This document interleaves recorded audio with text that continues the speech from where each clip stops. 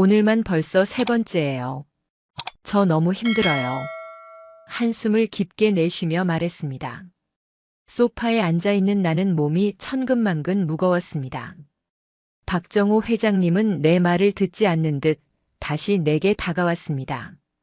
당신을 만나면 젊어지는 기분이 들어요, 순자 씨. 한 번만 더. 매일 요구하시는데. 저 정말 지쳤어요. 제 기운이 예전 같지 않아요. 하루에 한 번도 벅찬데 벌써 세 번째라니. 내 눈에서는 어느새 눈물이 흘러내리고 있었습니다. 처음에는 처녀 시절로 돌아간 것처럼 좋았지만 이제는 점점 부담스러워지는 이 관계. 과연 내가 어떻게 해야 할까요? 안녕하세요, 황혼의 여정입니다. 오늘도 찾아주셔서 감사합니다. 좋아요와 구독은 영상 제작에 큰 힘이 됩니다. 안녕하세요, 저는 김순자라고 합니다. 올해 68살이 된 평범한 할머니입니다. 3년 전 남편이 갑자기 뇌출혈로 세상을 떠난 후 미아동의 작은 아파트에서 혼자 살고 있습니다. 40년 넘게 전업주부로만 살아온 제게 남편의 부재는 생각보다 컸습니다. 밥상을 차려도 마주 앉을 사람이 없고 잠자리에 들 때도 옆자리가 텅 비어 있으니 적응하는 데 시간이 걸렸습니다. 순자 씨, 오늘도 일찍 오셨네요. 경로당 입구에서 만난 이영자가 반갑게 인사를 건넸습니다. 영자는 제 또래로 경로당 총무를 맡고 있는 제 가장 친한 친구입니다. 집에 있어 봐야 할 일도 없고 차라리 여기 와서 사람들 보는 게 낫지. 경로당은 제 일상의 대부분을 차지하고 있었습니다. 아침 9시에 문을 열면 저녁 6시까지 대부분의 시간을 이곳에서 보냈습니다. 화투도 치고 노래도 부르고 가끔은 다른 할머니들과 수다를 떨기도 했지만 사실 그것만으로는 채워지지 않는 무언가가 있었습니다. 오늘 새로운 회장님 오신대요. 전 회장님이 갑자기 건강이 안 좋아지셔서 사임하시고 세 분이 오신대. 영자가 작은 목소리로 귓속말을 했습니다. 누구신데? 박정호라고 미아동 3단지에 사시는 분이래요. 전직 군인이셨다던데? 그 말을 듣는 순간 어쩐지 가슴이 두근거렸습니다. 왜 그랬는지는 저도 모르겠습니다. 그저 새로운 변화가 있다는 것이 조금 설레었을지도 모릅니다. 정오가 되자 경로당 문이 열리고 한 남자가 들어왔습니다. 키가 180cm는 넘어 보이는 큰 키의 군인 출신답게 꼿꼿한 자세, 그리고 나이에 비해 젊어 보이는 얼굴이 인상적이었습니다. 모두가 조용해진 가운데 그가 자신을 소개했습니다. 안녕하십니까? 오늘부터 경로당 회장을 맡게 된 박정호입니다. 71세이고 육군 대령으로 예편했습니다. 앞으로 잘 부탁드립니다. 그의 목소리는 낮고 단단했습니다. 마치 젊은 시절 군인들에게 명령을 내리던 목소리 같았지만 노인들에게는 부드럽게 말을 건넸습니다. 경로당 회원들이 하나 둘 박정호 회장에게 인사를 건네는 동안 저는 자리에서 일어나지 못했습니다. 왜인지 심장이 빠르게 뛰었고 얼굴이 화끈거리는 느낌이었습니다. 저기 앉아 계신 분은 누구십니까? 갑자기 회장님의 시선이 저에게 향했고 모든 사람들이 저를 바라보았습니다. 아, 저는 김순자라고 합니다. 겨우 목소리를 내어 대답했습니다. 김순자님 반갑습니다. 혹시 금연초등학교 교사셨던 건 아니신지요? 그의 질문에 깜짝 놀랐습니다. 제가 40년 전에 잠시 초등학교 교사로 일했던 것을 어떻게 알았을까요? 네, 맞습니다. 결혼하기 전에 잠시 교사였었는데 어떻게 아셨어요? 제 아들이 금연초등학교를 나왔는데 가끔 김 선생님 이야기를 했었습니다. 혹시나 해서 여쭤봤는데 정말 그분이시네요. 그렇게 첫 만남이 시작되었습니다. 우연한 인연으로 시작된 대화는 그날 경로당 프로그램이 끝날 때까지 이어졌습니다. 박정호 회장은 어쩐지 다른 사람들보다 저에게 더 많은 관심을 보였습니다. 김 선생님, 앞으로 경로당 행사 계획에 대해 의견을 주시면 감사하겠습니다. 교육자 경험이 있으시니 좋은 아이디어가 많으실 것 같아서요.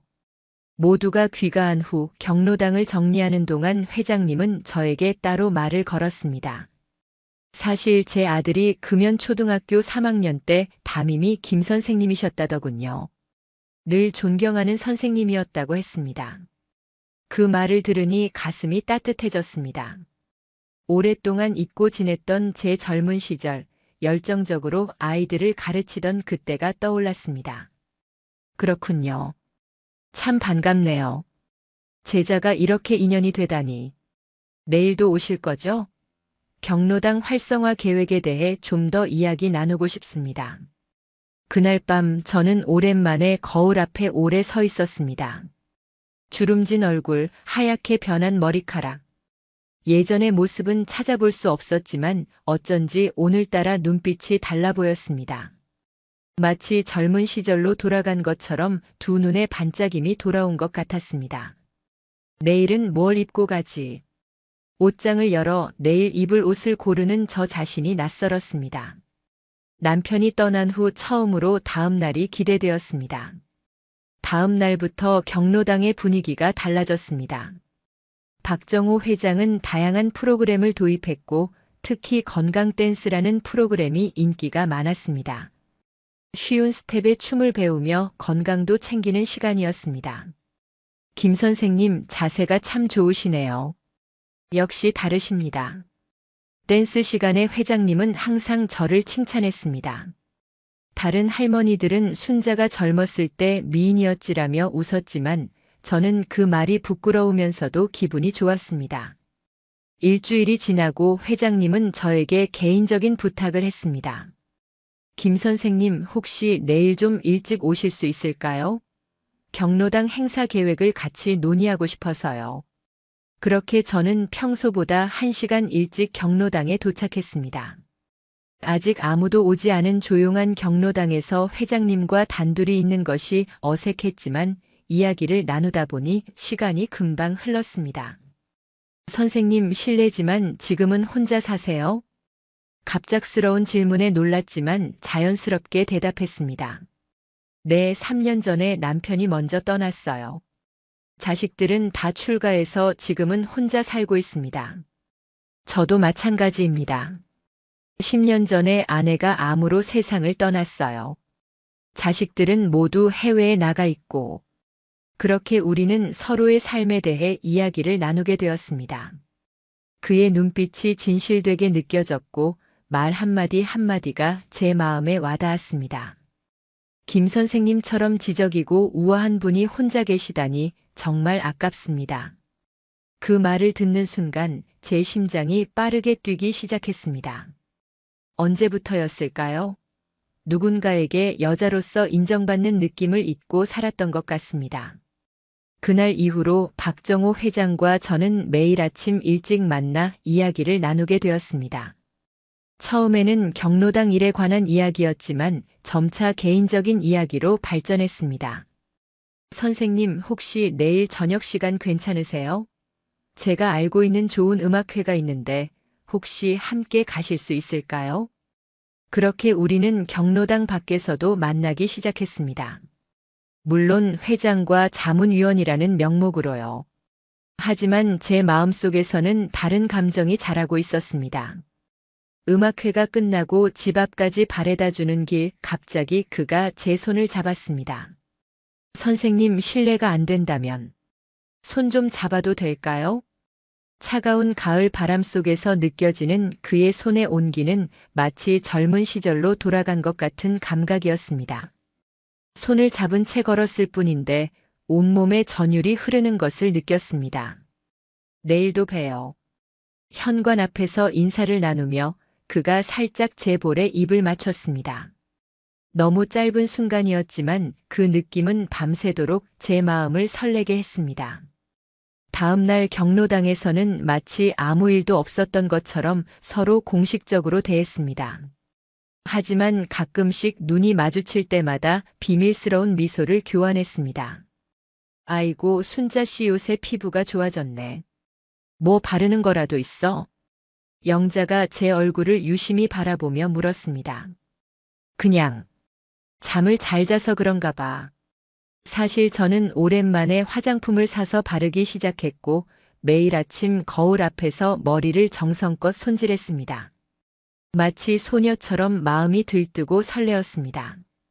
그날 저녁 경로당 문을 닫을 시간이 되었을 때 박정호 회장은 저에게 남아서 정리를 도와달라고 부탁했습니다. 모두가 떠나고 둘만 남았을 때 그가 갑자기 저를 끌어안았습니다. 김 선생님 아니, 순자 씨, 이렇게 불러도 될까요? 그의 품에 안겨 고개를 끄덕였고 그 순간 그가 제 입술에 키스했습니다. 너무 놀라 몸이 굳었지만 곧 그의 온기에 기대어 키스에 응했습니다. 순자 씨, 당신을 처음 봤을 때부터 마음이 갔습니다. 이런 감정이 올 줄 몰랐어요.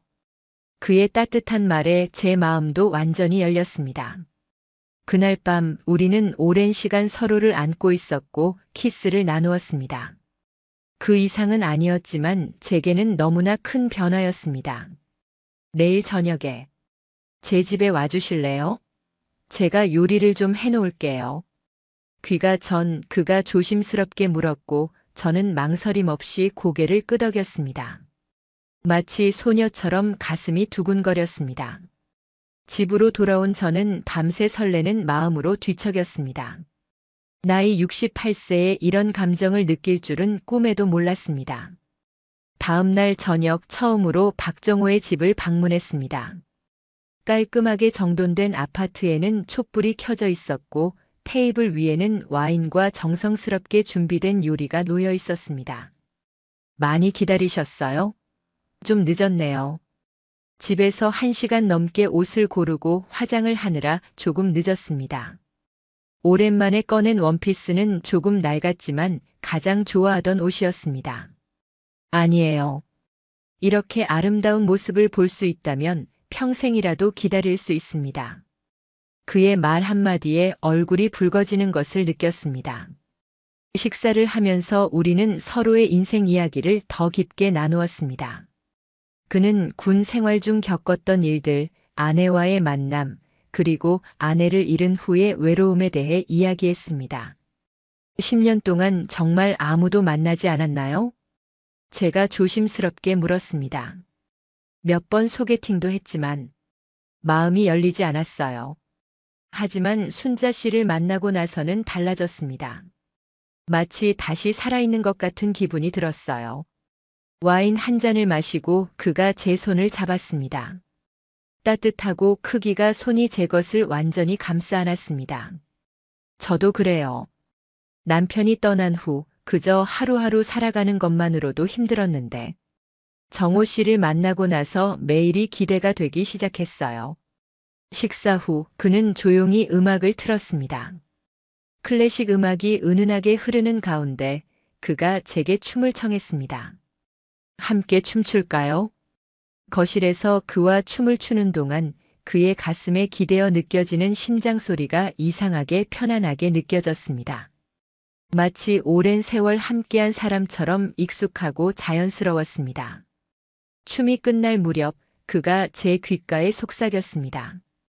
순자 씨, 오늘 밤 함께 있어 주실래요? 그 말에 제 가슴이 뛰었습니다. 제가 마지막으로 남자와 함께한 건 남편이 돌아가시기 몇 년 전이었습니다. 망설임이 보였을까요? 그가 다시 말했습니다. 부담스러우시면 괜찮습니다. 그냥 당신과 함께 시간을 보내고 싶을 뿐이에요. 하지만 저는 이미 마음을 정했습니다. 그의 손을 잡고 침실로 향했습니다.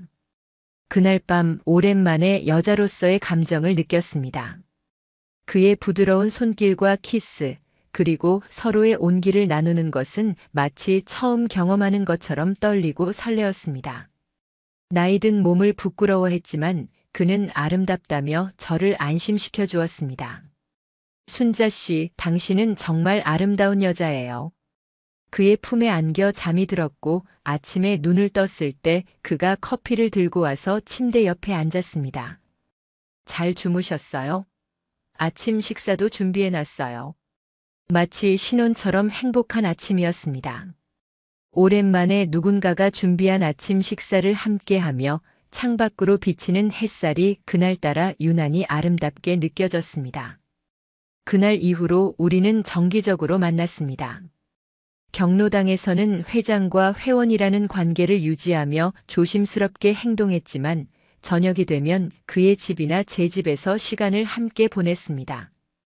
점점 그의 요구가 많아졌지만 처음에는 그저 저를 사랑해주는 것 같아 행복했습니다. 누군가에게 원하는 사람이 된다는 것, 그것이 얼마나 오랜만에 느끼는 감정인지 모릅니다. 오늘 밤에도 와주실 거죠? 당신이 없으면 잠이 안 와요.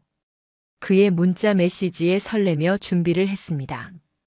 거울을 보니 얼굴에 생기가 돌고 피부도 좋아진 것 같았습니다. 마치 10살은 젊어진 것 같았습니다. 순자야, 요새 왜 이렇게 예뻐진 거야? 뭔가 바르는 거라도 있어? 경로당에서 영자가 물었습니다. 아니야, 그냥. 마음이 편해져서 그런가 봐. 혹시 남자라도 생겼어? 요새 눈빛이 달라. 영자의 농담에 얼굴이 붉어졌지만 부정하지는 않았습니다. 오히려 작게 미소를 지었죠. 영자는 눈을 크게 뜨며 놀랐습니다. 진짜야? 누구신데? 나중에 이야기해 줄게. 아직은 비밀이야. 그렇게 몇 주가 지났고 우리의 관계는 점점 깊어졌습니다. 하지만 동시에 미묘한 변화도 느끼기 시작했습니다. 박정호는 점점 더 자주 만나기를 원했고 특히 육체적인 관계에 더 적극적이 되었습니다. 오늘도 와줄 거죠? 오늘은 특별한 걸 준비했어요. 처음에는 그의 열정이 좋았습니다. 나를 원한다는 것, 나의 몸을 원한다는 것. 그것 자체가 기쁨이었습니다. 하지만 점점 그 요구가 부담스러워지기 시작했습니다. 오늘은 좀 피곤해서. 아니에요. 당신을 보면 언제나 힘이 나요. 꼭 와주세요. 거절하기 어려운 그의 말에 저는 항상 결국 그를 만나러 갔습니다. 하지만 이제는 예전처럼 설레는 마음보다는 의무감이 더 커졌습니다. 2달 정도 지났을 무렵 저는 점점 지쳐가고 있었습니다. 박정호의 육체적 요구는 계속 늘어났고 제 나이에 감당하기 벅찬 수준이 되었습니다. 정호 씨, 오늘은 그냥 같이 있기만 하면 안 될까요? 너무 피곤해서. 순자 씨, 당신을 보면 참을 수가 없어요. 그냥 짧게만요, 네. 결국 저는 항상 그의 요구에 응했습니다. 하지만 몸도 마음도 점점 지쳐갔습니다. 어떤 날은 경로당에 가기 싫을 정도로 피곤했지만 그를 만나기 위해 억지로 나갔습니다. 순자야, 요새 얼굴색이 안 좋아 보여. 무슨 일 있어? 영자가 걱정스럽게 물었습니다. 아니야, 그냥 좀 피곤해서 그래. 요새 회장님이랑 많이 얘기하더라. 무슨 일 있어? 영자의 질문에 가슴이 철렁 내려앉았습니다. 혹시 우리 관계를 눈치챈 걸까요? 아니야, 그냥 경로당 일 때문에. 순자야, 나 너 오래 봐서 알아. 뭔가 있지?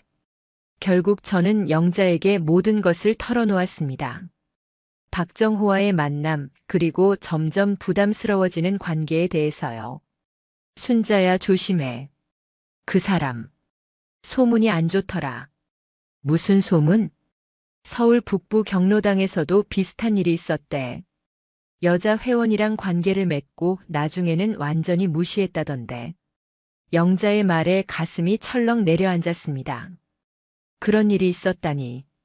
하지만 한편으로는 믿기 싫었습니다. 박정호가 보여준 따뜻함과 배려는 진심이 아니었을까요? 그날 저녁 그의 집에 갔을 때 조심스럽게 물어봤습니다. 정호 씨, 혹시 예전에 다른 경로당에서도 일하신 적 있으세요? 그의 표정이 살짝 굳었습니다. 네, 몇 군데 있었죠. 왜요? 그냥 궁금해서요. 더 이상 질문하지 못했습니다. 하지만 그날 밤 그의 행동은 조금 달랐습니다. 더 다정하고 다시 처음처럼 배려심 있게 대해주었습니다. 마치 제 의심을 알아차린 것처럼요. 순자 씨, 당신을 정말 좋아해요. 이런 감정은 처음이에요.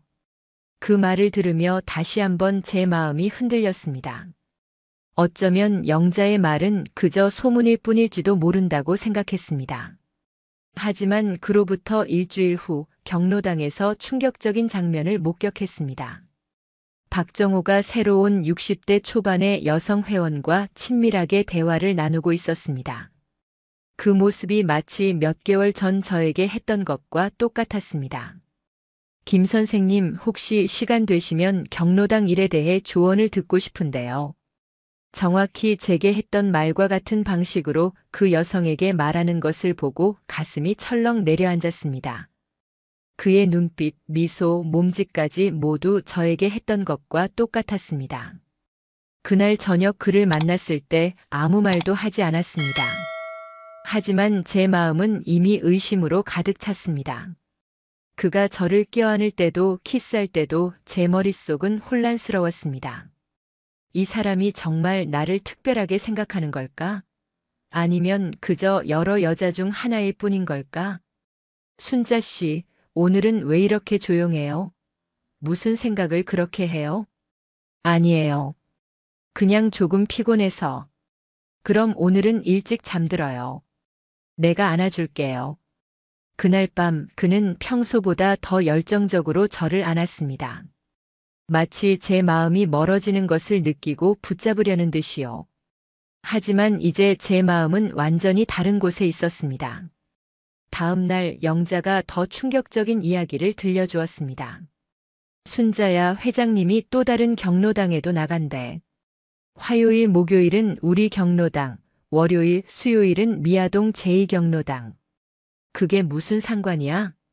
거기도 여자 회원이 있대.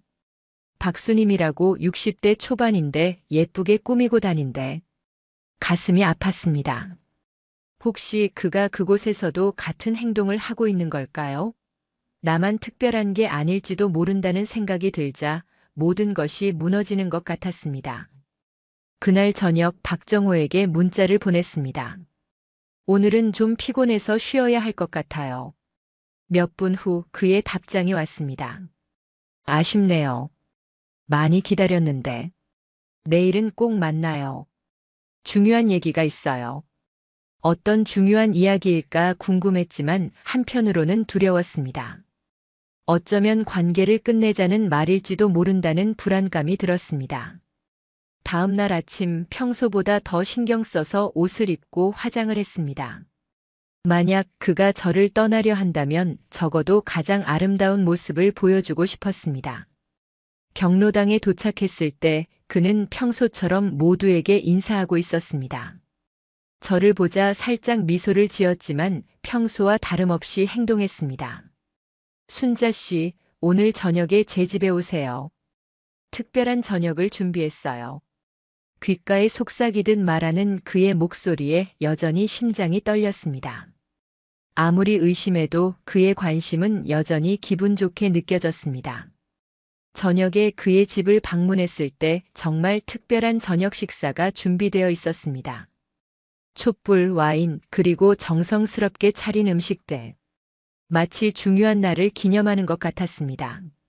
무슨 특별한 날인가요? 우리가 만난 지 100일이 되는 날이에요. 기억하세요? 정확히 계산하지 않았지만 그 말을 듣자 감동이 밀려왔습니다. 그가 우리의 만남을 그렇게 소중하게 생각하고 있다니. 잠시 모든 의심이 사라지는 것 같았습니다. 식사 후 그가 작은 상자를 꺼냈습니다. 열어보니 은색 목걸이가 들어있었습니다. 이게 뭐예요? 당신을 생각하며 골랐어요. 제 마음을 담은 선물이에요. 목걸이를 목에 걸어주는 그의 손길이 따뜻했습니다. 거울을 보니 정말 예뻤습니다. 오랜만에 받는, 아니 사실 남편 이후 처음 받는 선물이었습니다. 고마워요. 정말 예뻐요. 그날 밤 그는 평소보다 더 열정적이었습니다. 마치 자신의 것임을 확인하듯이요. 처음에는 그의 열정에 기쁘게 응했지만 시간이 지날수록 점점 힘들어졌습니다. 정호 씨, 조금만 쉬었다가. 조금만 더요. 당신이 너무 좋아서 그래요. 결국 그날 밤도 그의 욕구에 맞춰주다 보니 다음 날 아침 일어나기가 힘들 정도로 피곤했습니다. 몸이 예전 같지 않다는 걸 실감했습니다. 68세의 몸으로 젊은 사람들처럼 열정적인 관계를 유지하는 것이 얼마나 힘든 일인지를 깨달았습니다. 며칠 후 저는 용기를 내어 그에게 말했습니다. 정호 씨, 나 요즘 좀 몸이 안 좋아요. 나이가 있어서 그런지 매일 이렇게 만나는 게 조금 힘들어요. 그의 표정이 순간 굳었습니다. 그럼 얼마나 자주 만나길 원하세요? 일주일에 2번 정도면 어떨까요? 그리고 매번 그렇게 늦게까지 하지 않아도. 제 말이 채 끝나기도 전에 그가 말했습니다. 당신을 만나는 것이 부담스러우신가 보네요. 괜찮아요. 이해합니다. 그의 목소리가 차갑게 변했습니다. 마치 얼음처럼 차가워진 그의 태도에 놀랐습니다. 아니에요, 그런 게 아니라. 그냥 몸이 좀 힘들어서. 알았어요. 당신 몸이 편한 대로 하세요. 그날 이후 그의 태도가 확연히 달라졌습니다. 더 이상 다정한 문자 메시지도 없었고 경로당에서도 저에게 특별한 관심을 보이지 않았습니다. 오히려 제가 말을 걸어도 짧게 대답하고 자리를 피하는 일이 많아졌습니다.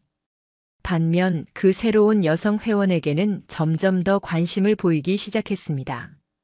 저에게 했던 것처럼 특별한 배려와 관심을 그녀에게 보여주는 것이 눈에 보였습니다. 순자야, 괜찮아? 영자가 제 어깨를 토닥였습니다. 회장님이 요새 김영숙 씨한테 관심 많던데. 괜찮아. 나랑은 원래 아무것도 없었어. 입으로는 그렇게 말했지만 가슴은 찢어질 듯 아팠습니다. 내가 그에게 얼마나 많은 것을 주었는지, 얼마나 내 마음을 열었는지. 그런데 이렇게 쉽게 다른 사람에게 관심을 옮기다니. 한 달이 지났습니다. 박정호와의 관계는 이제 거의 경로당 회장과 회원 사이로만 남았습니다. 가끔 문자로 오늘 저녁에 시간 되세요? 라고 물어볼 때도 있었지만 제가 거절하면 더 이상 강요하지 않았습니다. 그러다가 어느 날 저녁 갑자기 그에게서 전화가 왔습니다. 순자 씨, 오늘 저녁에 시간 되세요? 꼭 만나고 싶은데. 오랜만에 듣는 다정한 목소리에 마음이 흔들렸습니다. 어쩌면 그도 나를 그리워했던 걸지도 모르겠다는 생각이 들었습니다. 네, 시간 돼요. 그럼 제 집으로 와주세요. 8시에 기다릴게요. 그날 저녁 그의 집을 방문했습니다. 예전처럼 촛불과 와인이 준비되어 있었고 그는 마치 처음 만났을 때처럼 따뜻하게 저를 맞아주었습니다. 많이 보고 싶었어요. 그의 품에 안기자 모든 의심이 사라지는 것 같았습니다. 그날 밤 우리는 다시 한번 가까워졌습니다. 하지만 이번에는 그가 더 배려심 있게 행동했습니다. 마치 제 마음을 다시 얻기 위해 노력하는 것처럼요. 순자 씨, 우리 다시 예전처럼 자주 만나요. 당신이 없으면 정말 외로워요. 그 말을 듣자 마음이 또다시 흔들렸습니다. 그를 다시 믿어도 될까요? 그날 이후로 우리는 다시 자주 만나기 시작했습니다. 하지만 이번에는 일주일에 2~3번 정도로, 그리고 그도 제 체력을 배려해주는 듯 했습니다. 모든 것이 다시 좋아지는 것 같았습니다. 그러나 평화는 오래가지 않았습니다. 2주 후 경로당에서 충격적인 소식을 듣게 되었습니다. 순자야, 너 들었어? 회장님이 제2경로당 박수님 씨랑도 만나고 있대. 영자의 말에 가슴이 철렁 내려앉았습니다. 누가 그래? 내 사촌이 거기 다니거든. 회장님이 박수님 씨한테 특별히 잘해준대. 심지어 선물도 주고. 무슨 선물? 은목걸이라던데. 순간 제 목에 달린 은목걸이가 무거워지는 것 같았습니다. 그가 저에게 준 것과 똑같은 선물을 다른 여자에게도 준 거였을까요? 그날 저녁 그에게 전화를 걸었습니다. 오늘 만날 수 있을까요? 오늘은 좀 어려울 것 같아요. 내일은 어때요? 미아동 제2경로당에 가셔야 해서 그런가요? 순간 전화 너머로 침묵이 흘렀습니다. 무슨 말씀이세요? 박수님 씨도 똑같은 음목거리를 하고 다니던데요. 다시 한번 긴 침묵이 이어졌습니다. 순자 씨, 오해하지 마세요. 그건 그냥 경로당 행사 때 우수 회원에게 준 선물이에요. 그래요? 그럼 제게 주신 것도 그런 의미였나요? 아니에요. 당신은 특별해요. 제발 이런 오해는 하지 마세요. 그날 밤 잠을 이루지 못했습니다. 그의 말이 진실일까요? 아니면 또 다른 거짓말일까요? 머릿속이 복잡했습니다. 다음 날 용기를 내서 미아동 제2경로당에 찾아갔습니다. 그곳에서 박수님이라는 여성을 만나볼 생각이었습니다. 경로당에 도착해서 자신을 박정호 회장의 친구라고 소개하고 박수님 씨를 찾았습니다. 박수님 씨요? 오늘 안 오셨어요. 어제 회장님이랑 같이 어디 가셨다던데. 그 말을 듣는 순간 가슴이 무너졌습니다. 어제 그가 만날 수 없다고 했던 이유가 바로 이 여자 때문이었던 거군요. 경로당을 나와 집으로 향하는 길 눈물이 멈추질 않았습니다. 이렇게 쉽게 속았다는 사실이 너무 부끄러웠습니다. 68세의 나이에 사랑에 빠져 이런 배신을 당하다니. 스스로가 너무 한심하게 느껴졌습니다. 집에 도착해서 가장 먼저 한 일은 그가 준 목걸이를 벗는 것이었습니다. 아마 여러 여자에게 똑같은 선물을 주며 똑같은 말을 했겠지요. 당신을 생각하며 골랐어요. 눈물을 닦고 그에게 문자를 보냈습니다. 더 이상 만나지 말아요. 모든 걸 알게 되었어요. 몇 분 후 그의 전화가 왔지만 받지 않았습니다. 대신 그의 문자를 읽었습니다. 오해입니다. 제발 한 번만 만나서 얘기해요. 그의 메시지를 무시하고 휴대폰을 끄고 침대에 누웠습니다. 그날 밤은 한없이 울었습니다. 다음 날 아침 핸드폰을 켜자 그에게서 온 수십 개의 부재중 전화와 문자가 있었습니다. 마지막 문자가 눈에 들어왔습니다. 오늘 경로당에 오지 않으면 당신에 대한 모든 것을 다른 회원들에게 말하겠습니다. 가슴이 철렁 내려앉았습니다. 설마 그가 우리의 관계를 공개적으로 폭로하겠다는 건가요? 그동안 우리의 관계는 비밀이었고 경로당의 다른 회원들이 알게 되면 제가 얼마나 창피할지. 결국 저는 경로당에 가기로 했습니다. 하지만 평소보다 조금 늦게 도착했고 모두가 있는 자리는 피했습니다. 순자야, 어디 있었어? 회장님이 내 얘기 물어봤어. 영자가 다가와 물었습니다. 나 좀 아파서. 근데 회장님이 오늘 이상해. 뭔가 화가 난 것 같아. 그 말을 듣자마자 박정호가 저를 향해 걸어오는 것이 보였습니다. 그의 눈빛이 달랐습니다. 차갑고 무서웠습니다. 김순자 씨, 잠깐 얘기 좀 할 수 있을까요? 경로당 사람들 앞에서 공식적인 말투로 저를 부르는 그의 모습에 식은땀이 났습니다. 저는 조용히 그를 따라 밖으로 나갔습니다. 왜 전화를 안 받았어요? 더 이상 할 말 없어요. 모든 걸 알았으니까. 뭘 안다는 거예요? 당신이 박수님 씨하고도 같은 관계라는 걸요. 그리고 아마 다른 여자들도 있겠죠? 그의 표정이 굳었습니다. 그리고는 갑자기 태도가 바뀌었습니다. 그래서요. 우리는 그냥 서로 외로움을 달래주는 사이였잖아요. 당신이 그걸 뭘로 착각한 거죠? 그 말이 제 가슴을 칼로 찌르는 것 같았습니다. 정말 그렇게 생각했던 건가요? 그저 외로움을 달래는 관계였을 뿐. 당신은 내게 특별하다고 했잖아요. 사랑한다고도 했고. 그런 말은 다들 하잖아요. 설마 진심으로 받아들인 건 아니죠? 눈물이 나왔습니다. 이렇게 잔인할 수가 있을까요? 더 이상 만나지 맙시다. 제발 저를 내버려 두세요. 알았어요. 하지만 경로당에서는 서로 예의를 지켜야겠죠.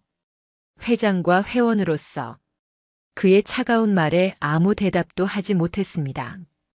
그저 고개를 끄덕이고 자리를 떠났습니다. 그날 이후로 경로당에 가는 것이 고통스러워졌습니다. 박정호는 마치 아무 일도 없었던 것처럼 모두에게 친절하게 대했지만 저에게만은 냉담했습니다. 심지어 제가 질문을 해도 짧게 대답하고 금방 자리를 피했습니다. 순자야, 회장님하고 무슨 일 있었어? 너한테만 유독 차갑던데. 영자의 질문에 대답할 수 없었습니다. 그저 아니야, 그냥 기분 탓이겠지. 라고 얼버무렸습니다. 하지만 상황은 점점 더 악화되었습니다. 경로당에서 박정호는 점점 더 노골적으로 저를 무시하기 시작했습니다. 제가 내는 의견은 항상 묵살되었고 행사에서도 저만 배제되는 일이 많아졌습니다. 오늘 봉사활동은 5명만 필요합니다. 김순자 씨는 다음에 기회가 있을 거예요. 그렇게 말하면서 다른 여성 회원들, 특히 그 새로 온 회원을 우선적으로 선택했습니다. 결국 저는 영자에게 모든 것을 털어놓았습니다. 박정호와의 관계, 그리고 지금의 상황까지. 아이고 순자야. 그 사람 소문이 안 좋다고 했잖아. 이미 여러 경로당에서 그런 일이 있었대.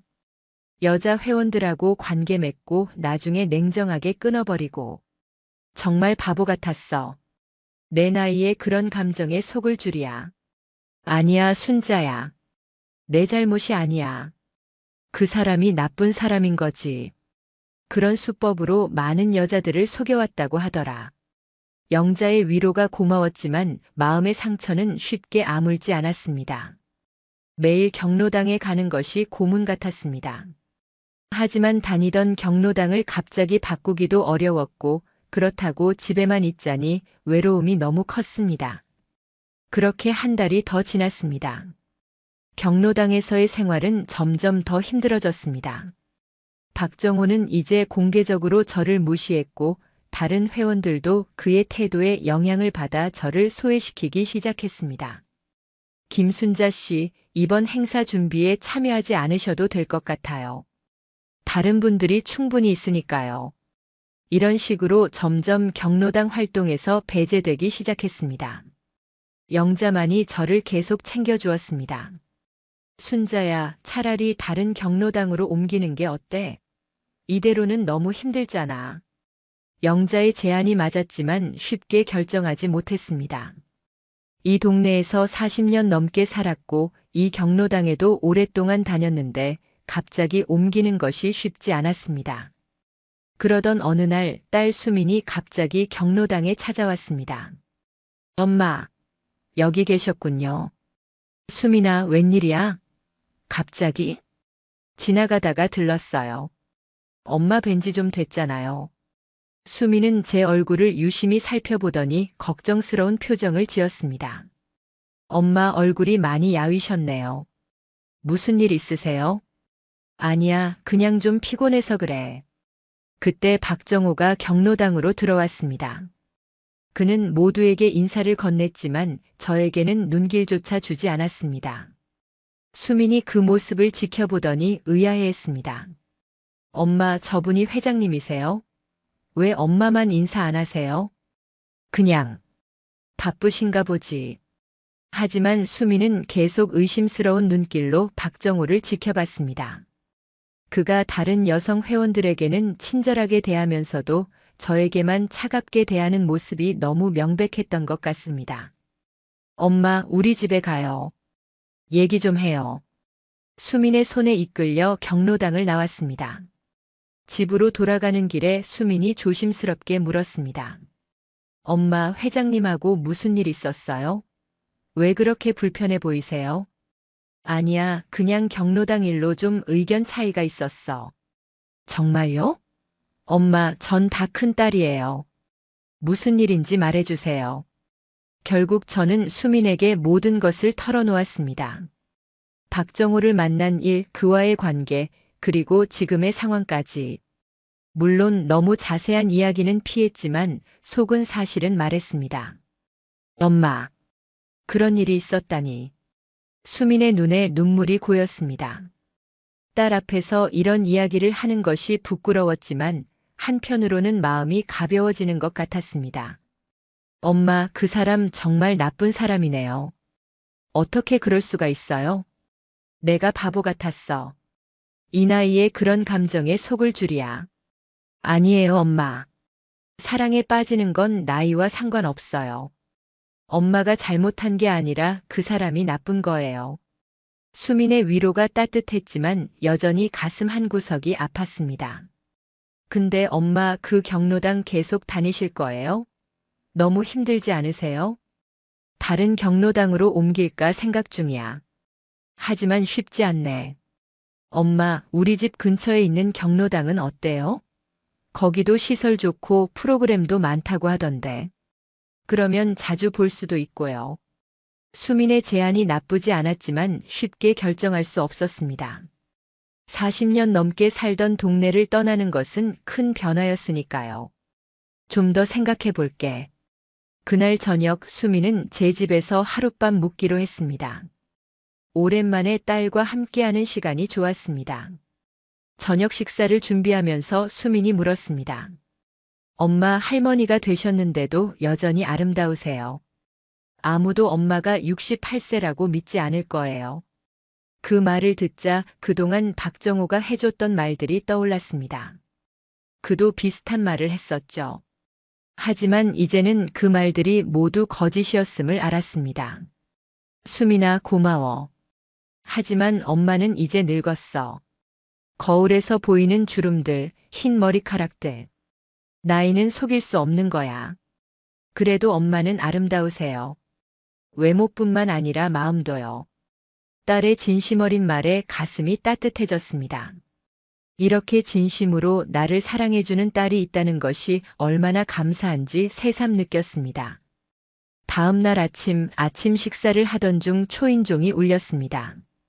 문을 열어보니 제 손자 민우가 서 있었습니다. 할머니, 엄마가 여기 계신다고 해서 왔어요. 14살 손자 민우는 항상 활기차고 밝았습니다. 그의 모습을 보니 기분이 좋아졌습니다. 민우야, 어서 와라. 아침 먹었니? 아니요, 아직이요. 우리 셋은 함께 아침 식사를 했습니다. 오랜만에 가족과 함께하는 시간이 너무 행복했습니다. 식사 후 수민이 제안했습니다. 엄마, 오늘 경로당 안 가시고 우리랑 같이 놀러 가요. 어디로? 그냥 근처 공원이라도 가요. 날도 좋은데. 수민의 제안을 받아들이려고 했는데 갑자기 민우가 물었습니다. 할머니, 이거 누가 준 거예요? 민우가 가리킨 것은 탁자 위에 놓인 박정호가 준 목걸이였습니다. 목에서 벗어 던져두었던 그 목걸이를 아직 버리지 못했던 것입니다. 아, 그거. 그냥. 혹시 경로당 회장님이 주신 거예요? 민우의 갑작스러운 질문에 놀랐습니다. 어떻게 알았을까요? 민우야, 그걸 어떻게 알아? 지난번에 할머니 경로당에 갔을 때 봤어요. 그 회장님이 다른 할머니한테도 똑같은 거 줬던데. 순간 숨이 멎는 것 같았습니다. 민우가 무엇을 본 것인지 궁금했습니다. 다른 할머니라니? 네, 제가 할머니 찾으러 갔다가 회장실 앞을 지나가는데 회장님이 어떤 할머니한테 똑같은 목걸이 주면서 특별히 당신을 위해 골랐어요 라고 하던데요. 그 말을 듣는 순간 가슴이 무너지는 것 같았습니다. 정말로 박정호는 다른 여성들에게도 똑같은 선물을 하고 똑같은 말을 했던 것입니다. 모든 것이 거짓이었습니다. 민우야, 언제 본 거니? 한 달 전쯤이요. 할머니 생일 때 깜짝 방문하려고 갔다가요. 민우의 말에 수민이 눈을 크게 뜨며 저를 바라봤습니다. 그제야 모든 것이 명확해졌습니다. 엄마, 그 사람 정말. 더 이상 말이 필요 없었습니다. 이제 모든 것이 분명했고 제가 얼마나 어리석었는지 깨달았습니다. 민우야, 고마워. 내 덕분에 할머니가 중요한 걸 알게 됐어. 제가 뭐요? 민우는 자신이 무슨 일을 한 것인지 잘 모르는 눈치였지만 저에게는 큰 깨달음의 순간이었습니다. 그날 오후 우리 셋은 함께 공원을 산책했습니다. 맑은 가을 하늘 아래 가족과 함께하는 시간이 얼마나 소중한지 느꼈습니다. 가끔 박정호 생각이 나기도 했지만 이제는 그저 지나간 일로 여겼습니다. 엄마 결정하셨어요? 우리 동네 경로당으로 옮기실래요? 응, 그래야 할 것 같아. 여기 있으면 계속 그 사람 볼 텐데 그럴 자신이 없어. 수민의 얼굴에 안도의 표정이 스쳤습니다. 아마 저보다 더 걱정했던 모양입니다. 잘 결정하셨어요. 새로운 시작을 하는 거예요.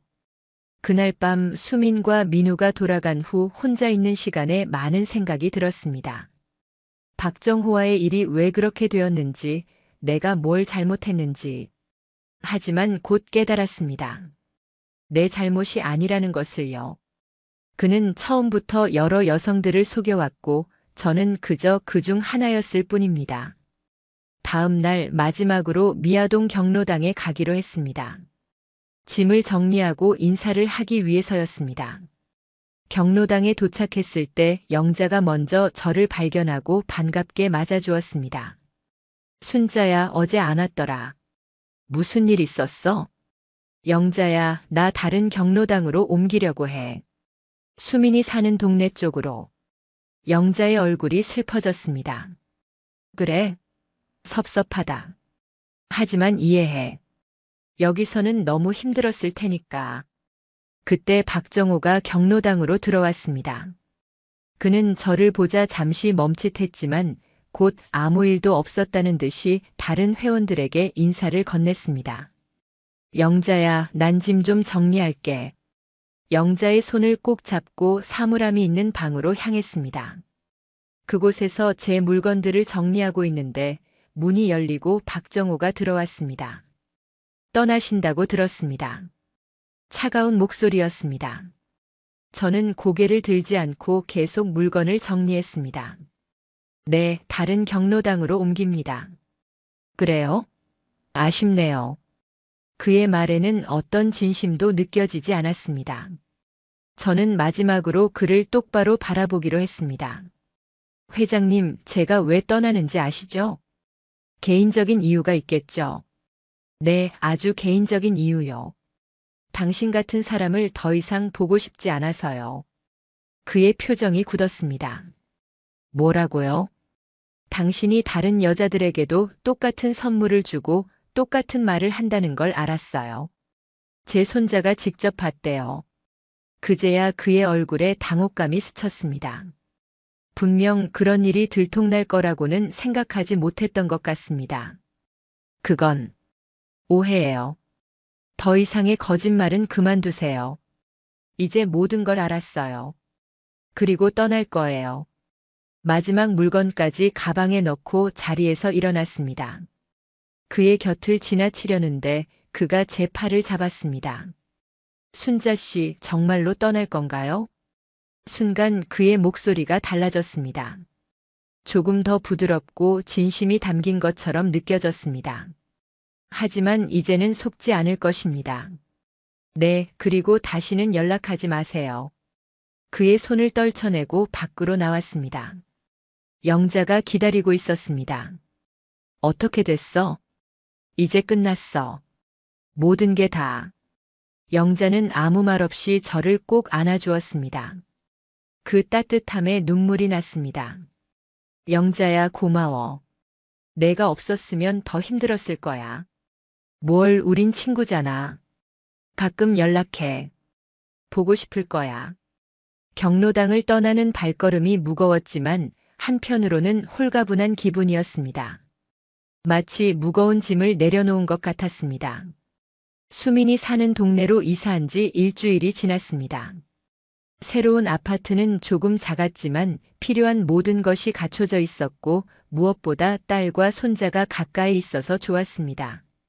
할머니, 저 왔어요. 민우가 학교를 마치고 종종 제 집에 들렀습니다. 아이의 밝은 에너지가 집안을 환하게 만들었습니다. 민우야, 과자 먹을래? 할머니가 방금 구웠어. 네. 할머니 과자가 최고예요. 민우와 함께 시간을 보내는 것이 큰 위로가 되었습니다. 그의 순수한 웃음과 제잘거림이 제 마음의 상처를 조금씩 치유해 주었습니다. 새로운 경로당에도 등록했습니다. 처음에는 낯설고 어색했지만 다들 친절하게 대해주셔서 금방 적응할 수 있었습니다. 김 선생님이시죠? 미아동에서 오셨다고 들었어요. 환영합니다. 새 경로당의 회장님은 여성분이셨고 모든 회원들을 평등하게 대하는 것 같았습니다. 여기서는 특별 대우도 소외도 없었습니다. 하지만 밤이 되면 여전히 박정호 생각이 났습니다. 그와 함께했던 시간들, 그의 따뜻한 품, 그리고 달콤한 말들. 모두 거짓이었지만 그때의 감정만은 진짜였습니다. 그 기억을 지우기가 쉽지 않았습니다. 한밤중에 깨어나 울기도 했습니다. 68세의 나이에 이런 상처를 받을 줄은 몰랐습니다. 하지만 아침이 되면 다시 힘을 내고 하루를 시작했습니다. 그로부터 한 달쯤 지났을 때 영자에게서 전화가 왔습니다. 순자야, 잘 지내? 응, 그럭저럭. 새 경로당도 좋고 수민이랑 민우도 자주 보고. 다행이다. 근데 뭔가 알려줘야 할 것 같아서. 영자의 목소리가 조심스러웠습니다. 무슨 일이야? 그 박정호 말이야. 또 다른 여자랑 관계를 맺었대. 이번에는 김영숙 씨. 가슴이 아팠지만 이제는 예전처럼 무너지지 않았습니다. 오히려 제가 그 상황에서 빠져나온 것이 다행이라는 생각이 들었습니다. 그래, 그 사람 정말 바뀌지 않는구나. 근데 그게 다가 아니야. 김영숙 씨 딸이 경로당에 왔다가 모든 걸 알게 됐대. 그래서 난리가 났어. 회장직에서도 물러나게 됐대. 그 소식을 듣자 묘한 감정이 들었습니다. 복수심 같은 건 없었지만 어떤 정의가 실현된 것 같아 마음이 편해졌습니다. 그렇구나. 결국 그런 짓을 계속하면 언젠가는 대가를 치르게 되는 법이지. 맞아. 순자야, 너 정말 잘 버텼어. 그리고 용감했어. 영자의 위로가 고마웠습니다. 전화를 끊고 나서 창밖을 바라봤습니다. 겨울이 지나고 봄이 오고 있었습니다. 새싹이 돋고 꽃이 피어나는 계절. 마치 제 인생처럼 다시 새롭게 시작할 수 있는 시간이었습니다. 그날 저녁 수민이 방문했습니다. 엄마, 오늘 좀 어때요? 얼굴색이 좋아 보이시네요. 응, 오늘은 기분이 좋아. 봄이 오는 것 같아서 그런가 봐. 엄마, 새 경로당은 어때요? 적응 잘하셨어요? 응, 다들 친절하고 좋아. 프로그램도 다양하고. 다행이에요. 엄마가 행복해 보여서 저도 기뻐요. 수민과 이야기를 나누다가 문득 궁금한 것이 생각났습니다. 수민아, 엄마가 그런 일을 겪었을 때 많이 실망했지? 수민은 잠시 생각하더니 고개를 저었습니다. 아니에요, 엄마. 오히려 존경스러웠어요. 존경스러웠다고? 왜? 엄마가 나이가 들었다고 해서 감정이 없는 게 아니잖아요. 사랑에 빠지고 상처받고 그리고 다시 일어서는 모습. 그건 어떤 나이에도 겪을 수 있는 일이에요. 엄마가 그 과정을 용감하게 헤쳐나가는 걸 보니 정말 강한 분이라고 생각했어요. 수민의 말에 눈시울이 붉어졌습니다. 딸에게 이런 말을 들을 수 있다는 것이 얼마나 큰 위로가 되는지 모릅니다. 고마워, 수민아. 엄마는 한때 자신이 너무 바보 같다고 생각했어. 이 나이에 그런 감정에 속아 넘어가다니. 엄마, 사랑에 나이 제한이 어딨어요? 엄마도 여자고 감정이 있는 사람이에요. 그런 감정을 느낄 수 있다는 건 오히려 축복이라고 생각해요. 비록 그 사람이 나쁜 사람이었지만 엄마의 마음은 아름다웠어요. 수민의 말이 제 가슴 깊숙이 와닿았습니다. 그래요, 내 감정은 진실했습니다. 비록 상대방은 거짓이었지만 내가 느꼈던 설렘과 행복은 진짜였습니다. 수민아, 정말 고마워. 엄마한테 큰 위로가 되는구나. 그날 밤 오랜만에 편안하게 잠들 수 있었습니다. 더 이상 박정호의 유령에 시달리지 않았고 스스로에 대한 실망감도 사라졌습니다. 이제는 새로운 시작을 할 준비가 되었습니다. 오늘의 이야기는 여기까지입니다. 끝까지 들어주셔서 감사합니다. 여러분의 인생에도 어떤 나이에든 새로운 시작이 있다는 것을 기억하세요. 나이는 단지 숫자일 뿐 진정한 행복을 찾는 데는 결코 늦지 않습니다. 구독과 좋아요, 그리고 여러분의 생각을 댓글로 남겨주세요. 다음에는 더 따뜻하고 감동적인 이야기로 찾아뵙겠습니다. 감사합니다.